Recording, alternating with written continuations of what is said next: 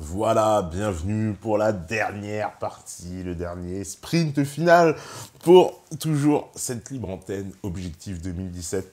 Voilà, voyage, voyage, désirless. Un petit message subliminal pour les migrants, vous voyez, nous aussi on y pense. Voyage, voyage, hein. Voilà, ne t'arrête pas. La France n'est qu'une étape, finalement. Oui, voilà, je sais, je vais encore mettre plein de joie d'eau. C'est pas grave, c'est pas grave. Alors, qu'est-ce qu'on me dit encore? Oui, à quand la réconciliation gauchiste nationaliste autour d'un bédo en jouant du djembé? Ça, c'est une bonne idée. Bah ouais. Moi, je vous dis, c'est là la vraie réconciliation. On se réconcilie de toute façon avec ceux avec qui on est fâché. Si on n'est pas fâché, on n'a pas besoin de se réconcilier. Mais si on est fâché, on a besoin de se réconcilier. Donc, la réalité, c'est qu'on est vraiment fâché avec ces gens-là. Si on doit choisir des gens fâchés, si on est vraiment fâché, c'est eux. Et on aurait intérêt, ouais, peut-être à se réconcilier, mais eux, ils n'ont pas tellement envie de se réconcilier non plus, hein, faut dire la réalité. On leur tend la main.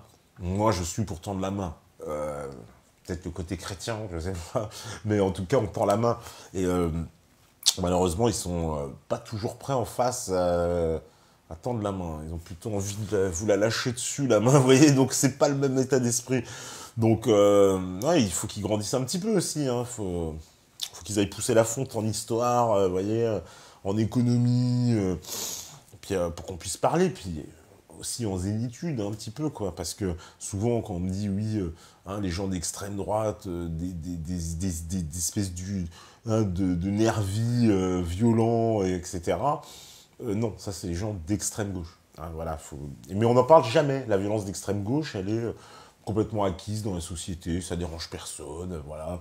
On vous parle d'une violence d'extrême droite, hein, de bandes de skins qui poursuivent les noirs et qui seraient les victimes de vexations par milliers en France chaque jour, selon Rokhaya Diallo. Mais bon, faut quand même... Hein, vous voyez, le pays, encore une fois, un pays réel, le pays qui n'existe pas.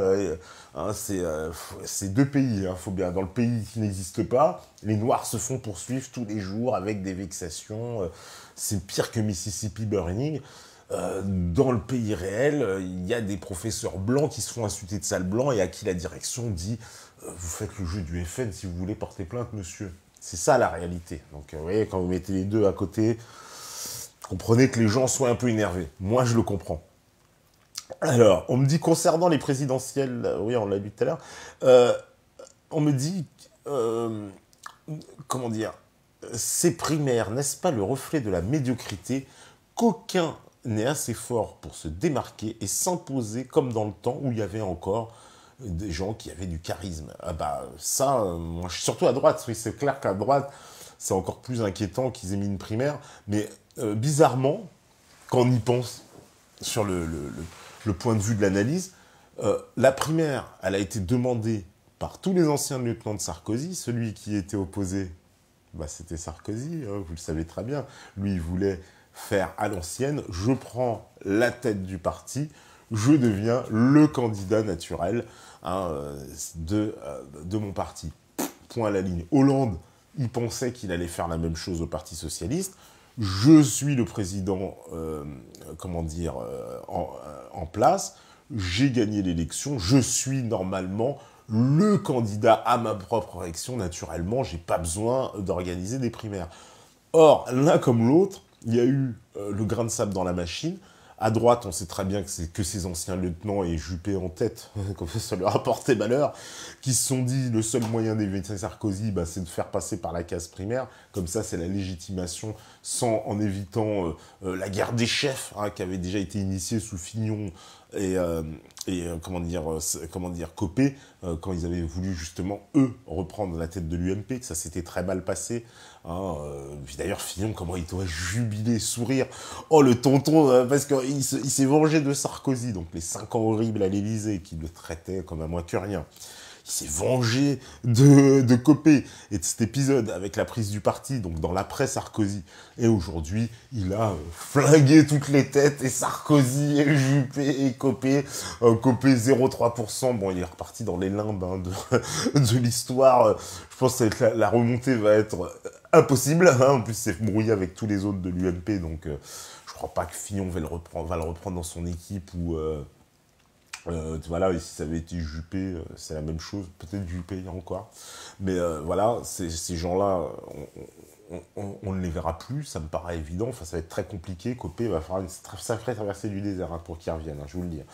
Et en tout cas, voilà, Sarkozy c'est terminé. Donc ce sont les propres de son parti qui ont voilà, fait en sorte pour le dégager. Et à gauche, c'est pareil, puisqu'à gauche, les gens qui ont imposé, on sait très bien que c'est les frondeurs qui sont venus imposer cette, comment on appelle ça, cette primaire à Hollande, qui n'en voulait pas. Hein. D'ailleurs, au départ, la réaction du gouvernement et de toute on va dire les soutiens de François Hollande, c'était de dire, mais attendez, François Hollande, il est candidat naturel, il n'a pas besoin de passer par une primaire, là, on va pas faire ça. Ils ont réussi à imposer leur jeu de la primaire, puisqu'ils l'ont imposé via le parti lui-même, en prenant une résolution. À ce moment-là, ils ont joué aussi sur la grogne extrêmement forte. C'est ça que ça démontre aussi à l'intérieur du Parti Socialiste. Eh oui, division, pour que tout le monde ait accepté, sachant très bien que de fait, ça allait évincer le président, ça allait le mettre hors jeu. Parce qu'il n'avait plus d'autre solution. C'est soit il accepte ce jeu de cette primaire et de se ridiculiser devant tout le monde, comme dans un pari impossible de reprendre des voix hypothétiques puisqu'il est au plus bas dans les sondages, ou alors il abandonne et c'est ce qui s'est passé et il laisse de toute façon la voie libre aux autres concurrents. Donc ils se sont tous fait flinguer quand on y pense par leur propre camp en fait. Hein. Quelque part, voilà, c'est pas Hollande s'est pas fait flinguer par Fillon ou par Sarkozy, il s'est fait flinguer par la mec de la gauche et du PS qui de toute façon ne voulait pas qu'il se représente et qu'on trouvait la meilleure parade, c'est de le forcer à venir dans une primaire que de toute façon, de fait, il ne peut pas accepter de participer en tant que président. Quoi. Ça aurait été surréaliste. Donc forcément, les jeux sont faits, la voie est libre pour un candidat à gauche. Moi, je les vois bien aussi peut-être nous sortir du chapeau Taubira dans pas longtemps. Pourquoi pas? Après tout, ce serait cohérent. Ouais, pensez-y. Je dis ça comme ça, mais j'en sais rien. Hein, mais je sais pas, j'ai un petit feeling avec Taubira parce que je me dis, ils sont tellement mal qu'ils ont besoin quand même de tête. Ils sont à la recherche de gens qui puissent avoir du charisme, à la recherche de gens qui vont essayer de rassembler un peu ce peuple de gauche pour le moment qui va chez Mélenchon. Hein. C'est lui qui catalyse l'opinion de gauche. C'est apparemment le mec de gauche qui ressort le plus. Il est accrédité quand même à 15%. C'est 6-7% de plus de ce qu'il faisait hein, déjà à l'époque. Donc ces nouvelles idées ont l'air quand même de faire accrocher une partie des gens. Et puis comme beaucoup de gens vont décrocher du côté du Parti Socialiste, il a tout un potentiel de gens à capter qui vont basculer, à mon avis, sur du Mélenchon, surtout s'il leur propose de refaire la Constitution, on refait les règles du jeu, donc quoi, donnant à M. Mélenchon, j'ai le droit de dire qu'on sort de l'Union Européenne ou pas. Donc, faut voir. Donc, en tout cas, ça se prépare bien de ce côté-là. Alors, on me dit les partis traditionnels se sont alliés et utilisé le terme de front républicain lorsque le FN réalisait des scores importants pour réveiller les classes bobos et populaires, pour ne pas dire fils d'immigrés, afin d'obtenir la victoire. Ces classes sociales ne sont-elles pas maintenant conscientes de cette manipulation? Je ne sais pas si elles en ont encore réalisé, mais c'est vrai que le FN, il a mené une grande communication là-dessus avec le fameux UMPS, et toute la démonstration faite depuis 2002 a effectivement donné vraiment du sens à cette notion du MPS, parce qu'on a vu, oui, dans chaque élection, à chaque fois qu'il y avait une possibilité, une triangulaire, où le Front National était présent, l'un des deux candidats se retirait plutôt que prendre le risque que le Front National fût élu. Donc ça, c'est la démonstration implacable qu'il y a bien un système de bipartisme et qui s'arrange l'un et l'autre pour conserver le pouvoir dans le pays.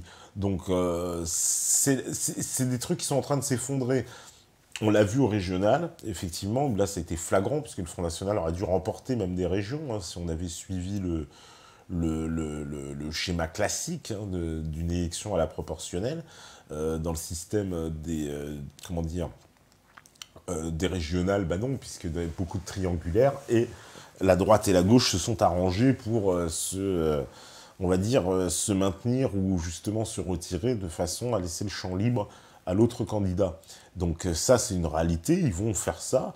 Ce petit jeu politique finira par vraiment leur revenir dans la figure. Hein. Au clair, ça ne pourra pas durer non plus trop le temps.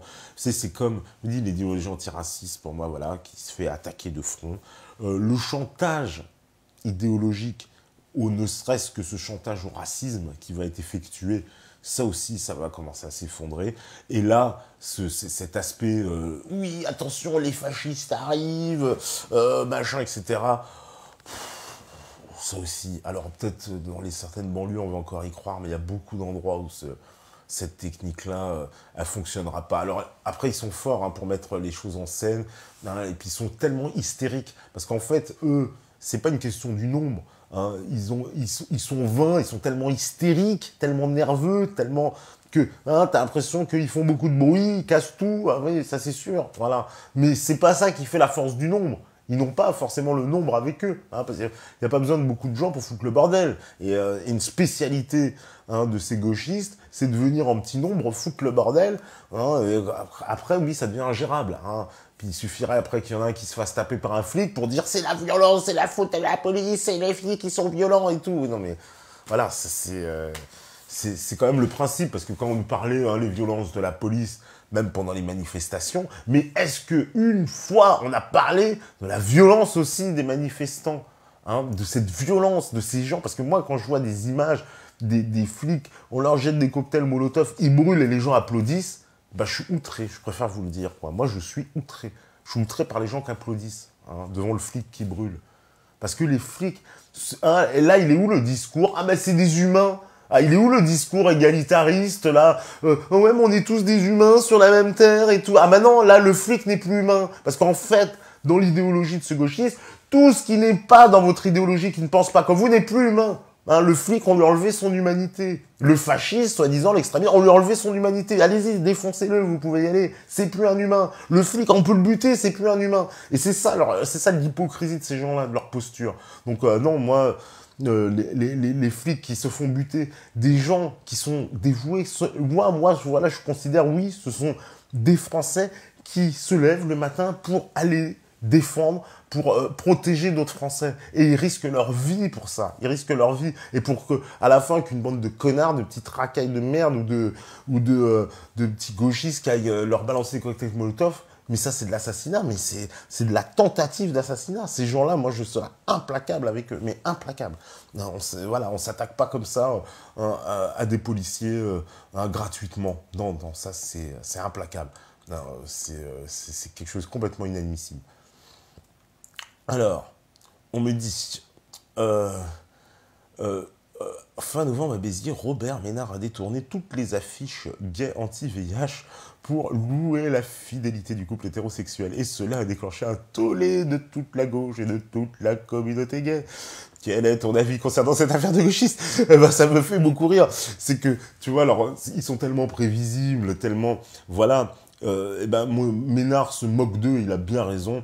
Hein, il utilise voilà, les ressorts de sa mairie, en plus il expliquait que ça coûtait pas très cher, pour pouvoir faire des affiches de contre-propagande. Parce que l'État, au nom, à chaque fois, je vous dis, de grandes idées, des grands principes, hein, les libertés, hein, la prévention, etc. Mais en fait, c'est de l'idéologie qui vous vend derrière. Et c'est ce que dénonce Ménard. Donc, moi, je le soutiens dans dénoncer cette idéologie. Parce que l'État n'est pas là, justement, normalement, pour se placer idéologiquement, surtout.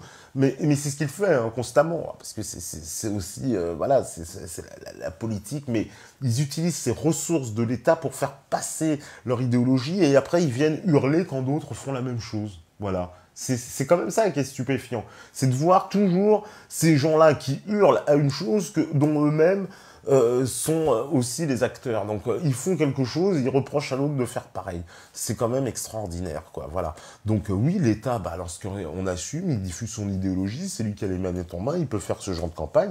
Eh ben, s'il y a d'autres gens qui ont les moyens aussi de faire d'autres campagnes, d'idéologies différentes, je vois pas où est le problème, pour ma part. Eux, évidemment, ça leur pose un problème.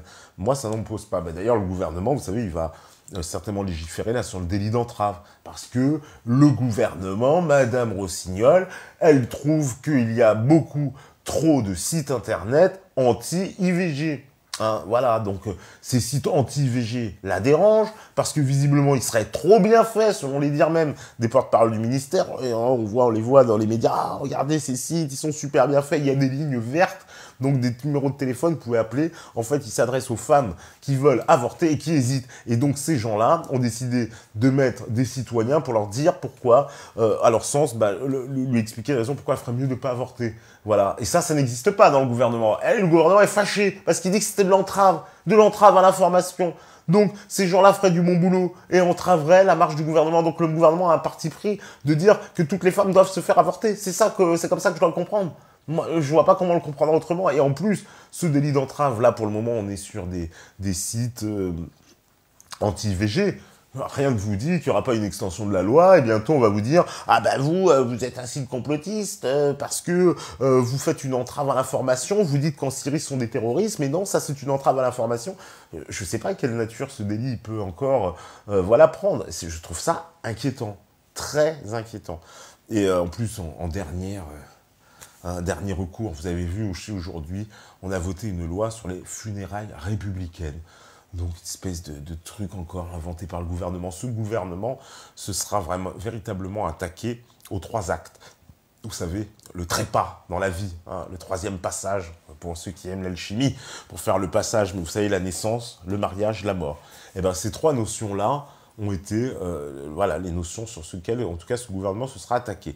Attaqué à la naissance avec la GPA, la PMA, et la filiation et l'adoption par les couples homosexuels, adapté évidemment au mariage, hein, et la loi travail, qui est aussi la symbolique du mariage, puisque le travail est une forme de mariage, donc attaqué au mariage, et évidemment attaqué, hein, en dernier ressort à la mort avec cette loi sur les funérailles républicaines complètement absurde, qui va voilà, nous mener, je dis encore une fois, cette société ultra maçonno-républicaine, je ne sais pas quel est le ressort de ces gens-là, en tout cas, qu'est-ce qu'ils cherchent à nous imposer.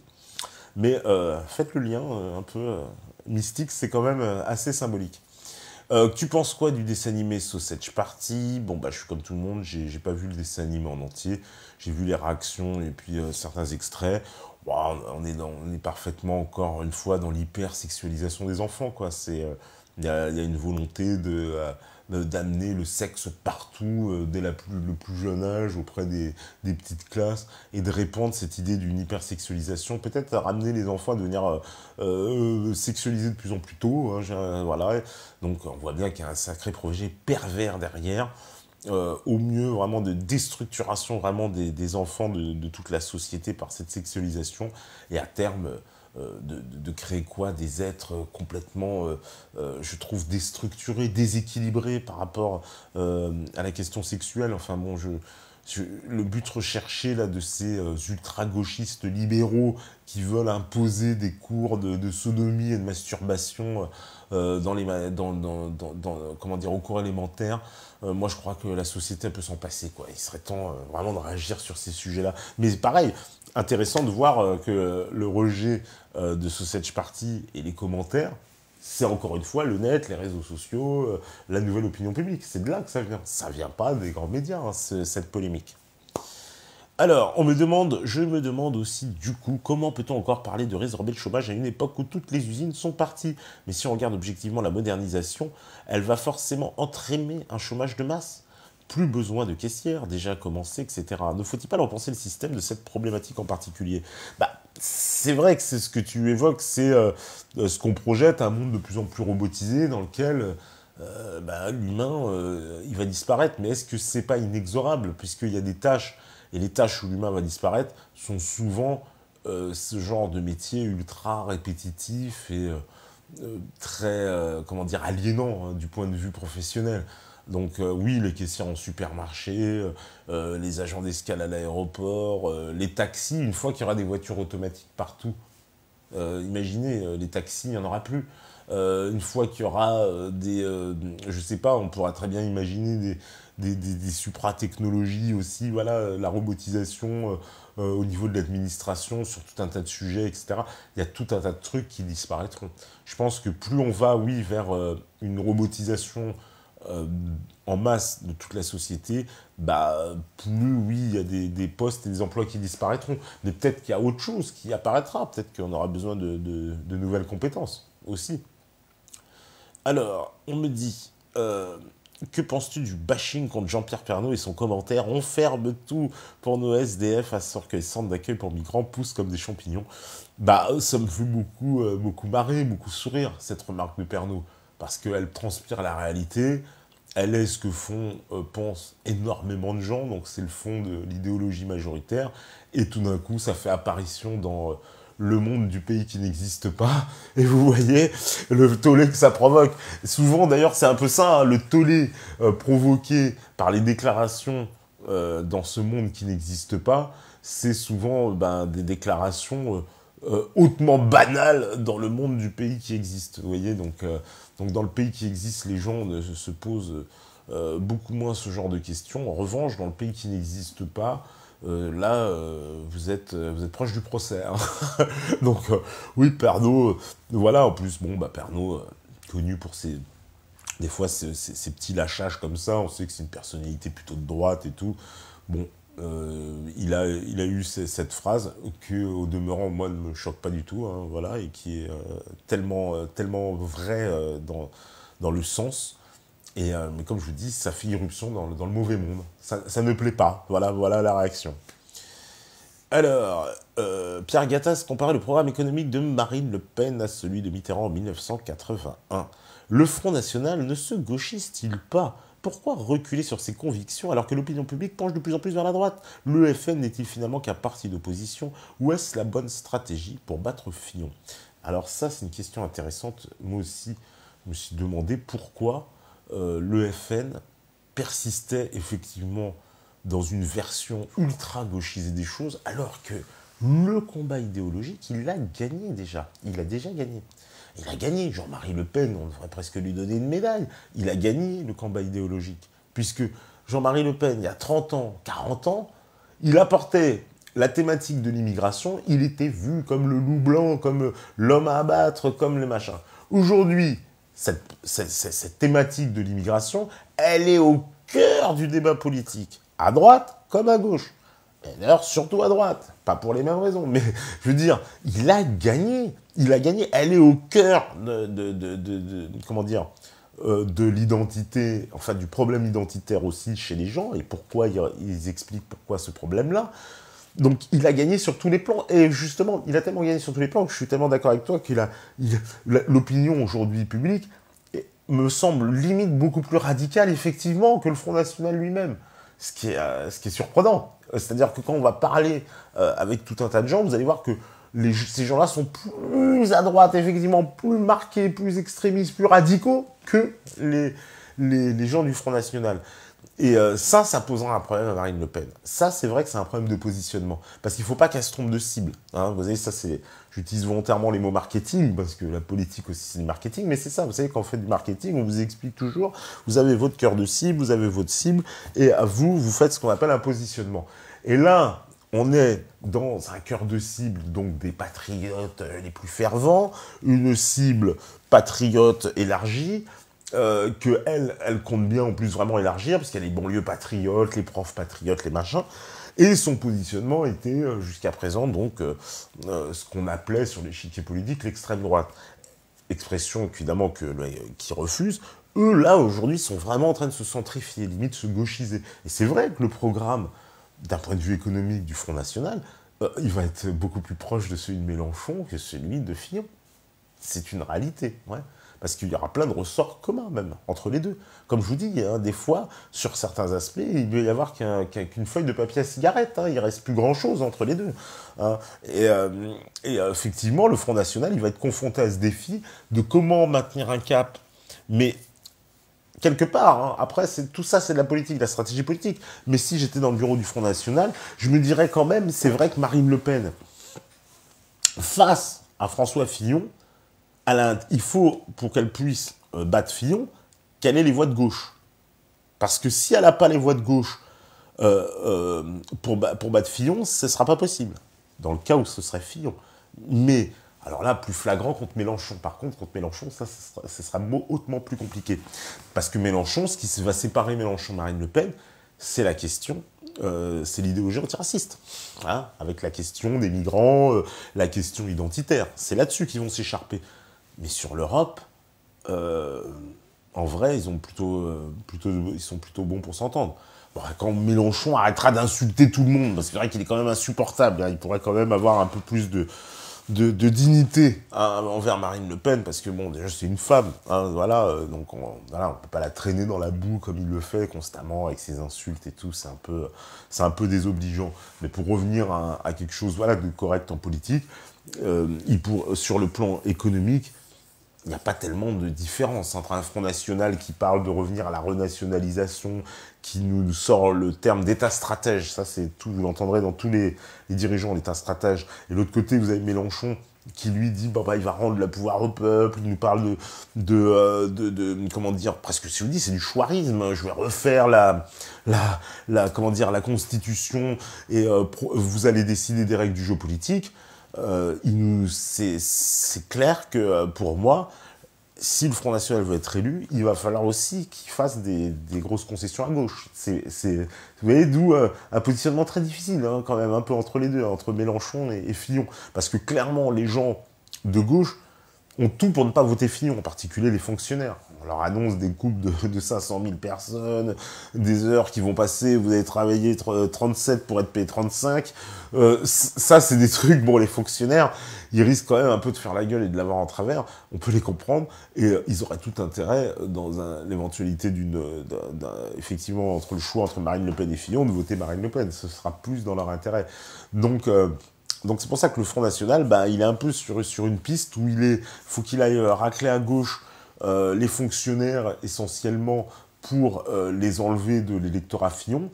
Et en même temps, il y aura ce Mélenchon qui sera lui aussi en embuscade et qui, lui, va plutôt, effectivement, capitaliser sur ses voix. Marine Le Pen ne risque pas de les avoir, je pense, au premier tour. Après, dans un deuxième tour, justement, c'est là que ce sera différent. Si elle est au deuxième tour, si elle arrive au deuxième tour, après Fillon aussi arrive au deuxième tour, bon bah, dans ce cas, ce sera encore un autre jeu. Mais ouais, elle est presque, il y a presque une nécessité, ouais, par rapport au jeu politique pour le Front National de se gauchiser, même si c'est vrai que d'un point de vue de l'opinion publique, moi je pense que l'opinion publique effectivement se droitifie complètement.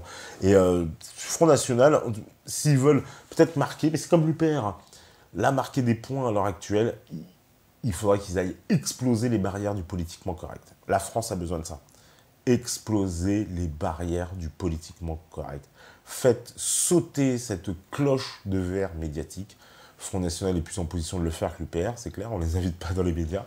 Mais voilà, il faut qu'ils fassent sauter cette cloche de verre médiatique. Et vous savez quoi? Comme ça, les fourmis vont s'exciter comme dans la fourmilière.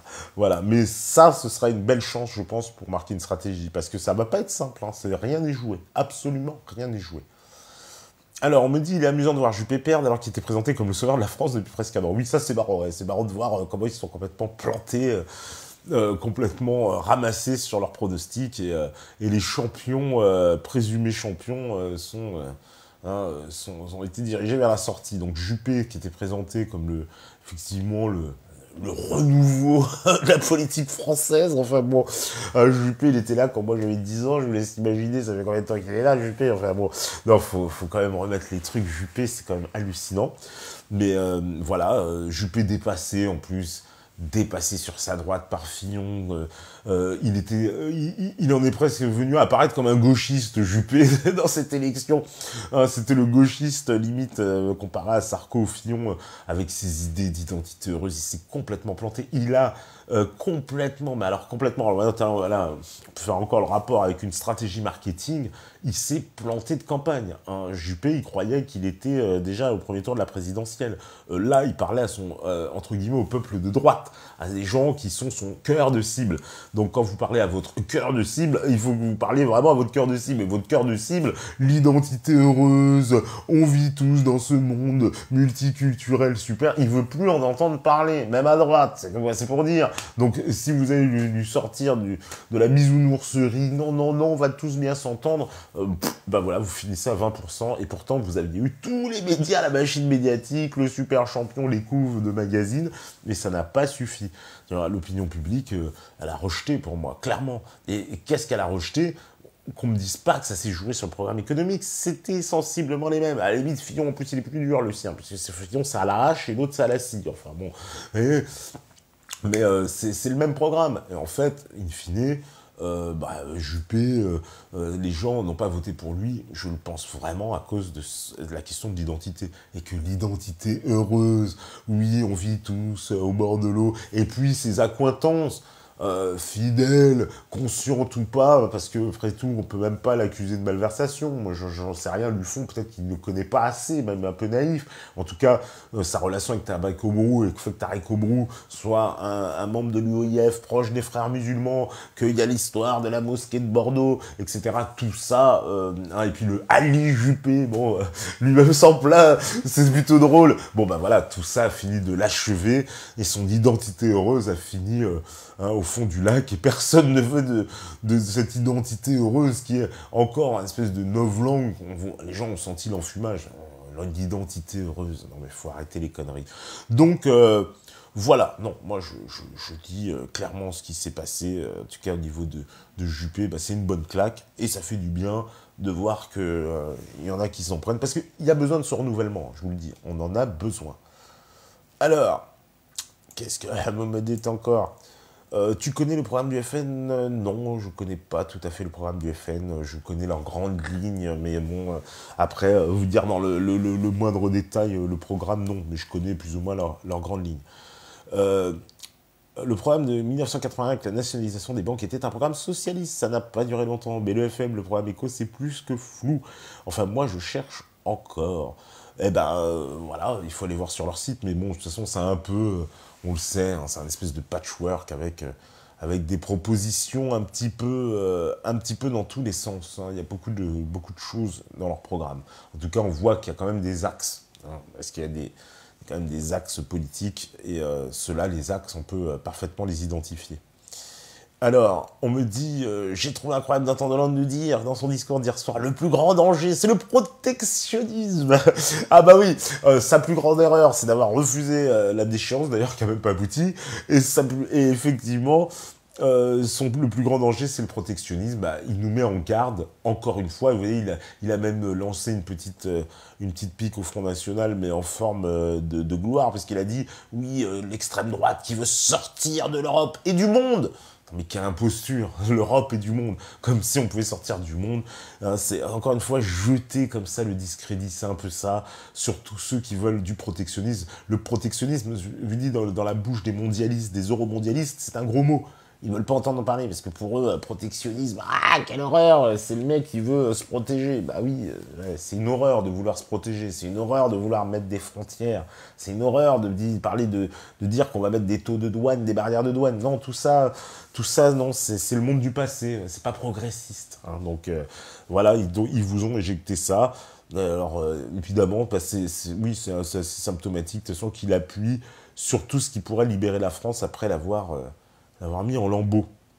Alors, n'est-ce pas le Bilderberg qui nous a laissé croire que Juppé sera le prochain président? Ah bah oui, si on voit à chaque fois que c'est un mec qui va au Bilderberg qui devient président, c'est que vous tombez dans le complot total. Mais bon, oui, ça existe, évidemment.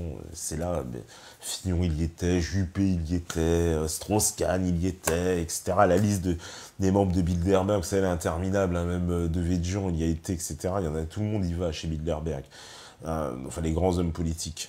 Valls, c'était lui-même. Donc, qu'est-ce qu'on doit en déduire? Voilà. Alors, imaginons Marine Le Pen perd en 2017. Qui prendra la suite du FN, à ton avis? Ménard, Philippot, la nièce ou Collard? Oh, je pense que si elle perd, elle va encore rester 5 ans. Elle est encore jeune, quand même. Elle va pas lâcher le steak comme ça. Si facilement. Surtout que si elle perd, de toute façon, elle fera, je pense, un score honorable. Quoi qu'il arrive, même si elle perd, effectivement. Elle fera, même au premier tour, elle fera quand même un score honorable. Donc, bon, ça, je ne sais pas. Hein, mais on ne peut pas spéculer que si elle perd, elle va tout lâcher d'un coup. Je pense que ce sera un peu précipité. Elle est jeune encore. Elle a de la marge, hein, pourquoi pas. Bah, à ce moment-là, je me présenterai peut-être. En tout cas, bon, bah, je vois qu'on arrive à la fin. Et voilà, bah, écoutez, c'était une bonne petite soirée. Entre nous, Bisso Nabisso, on se rejoindra, je ne sais pas, lundi, peut-être, Inch'Allah, comme on aime dire chez nous. En tout cas, une chose est sûre, merci à la régie, merci au modérateur, merci à tous les métanotes connectés. Et vous savez très bien que si vous étiez là ce soir, vous êtes là devant votre canapé, les pieds en éventail en mangeant du popcorn, c'est forcément que vous êtes la résistance. Ciao, ciao, ciao.